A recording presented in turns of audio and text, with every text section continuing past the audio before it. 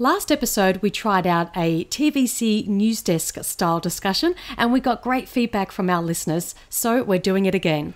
There have been a string of different reports and posts that got our attention this week, and together they represent a consistent theme. Censorship.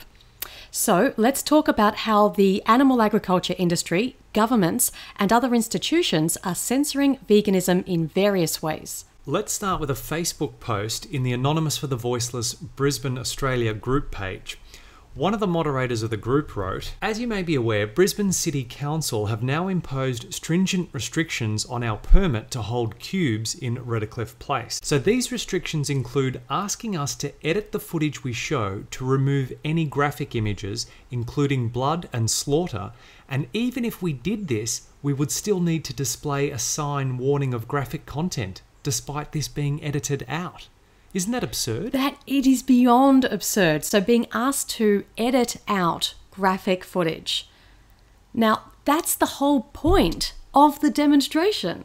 So they're basically saying, yeah, you can have a demonstration, but you have to basically not do your demonstration. Yeah. Essentially. Yeah. Like, given that the whole demonstration revolves around the showing of the footage. Yeah, I mean, that's the, as you said, it's the crux of what AV cubes are about. So instead of actually getting to the root of the problem and discussing this and informing people and making a serious change, no, let's censor the vegans.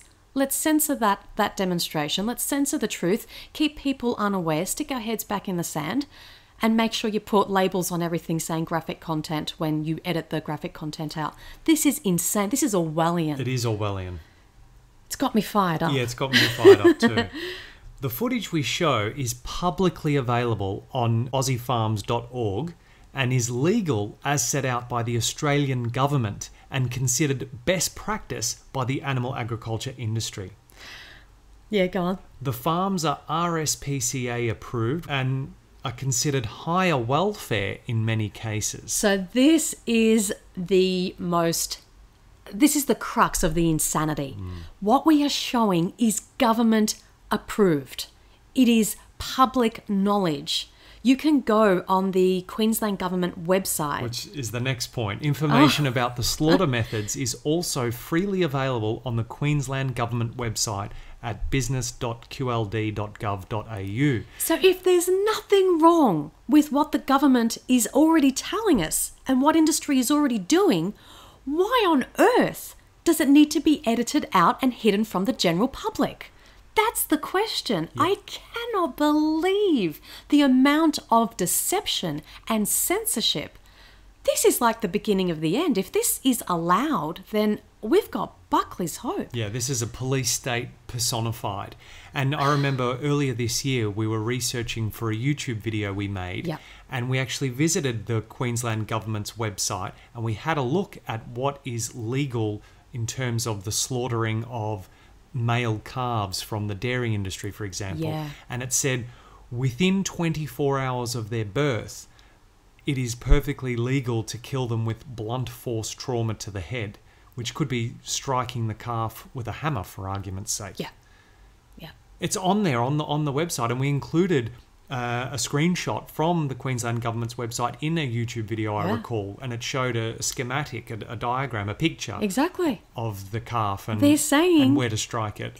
I mean, they're saying exactly how you can legally kill A baby by hitting them in the head 24 hours after they've been born. This is sick, isn't it? It's incredible. And yet it's legal. Yeah. It's publicly available information, but you can't show it in public. But someone can go to the website and have a look. Which is a public website. Yeah, sure. It doesn't show the footage. As I said, it showed it was like a sketch, wasn't it? Yeah, and there was no blood. There was just a baby's head. Yeah. And someone like going to hit it. Yeah, which of course, it's obviously brutal enough in itself, and yet it doesn't have the same visual and visceral impact that showing the actual slaughterhouse footage does. You know, which is interesting because the way they described it in wording, yes, for me was sinister, macabre, haunting. It was disgusting. Yeah. The way it was so like clinical. Clinical, that's the word, Yeah. and cold and callous. It was like no emotion. Of course. Yeah. What are they going to say? They can't put any emotion into it. You know, they're just Yeah. It's I don't even know how to describe Insane is the word that comes to mind. I mean, maybe the cubes can be replaced. Like, should we make a demonstration out of this and say...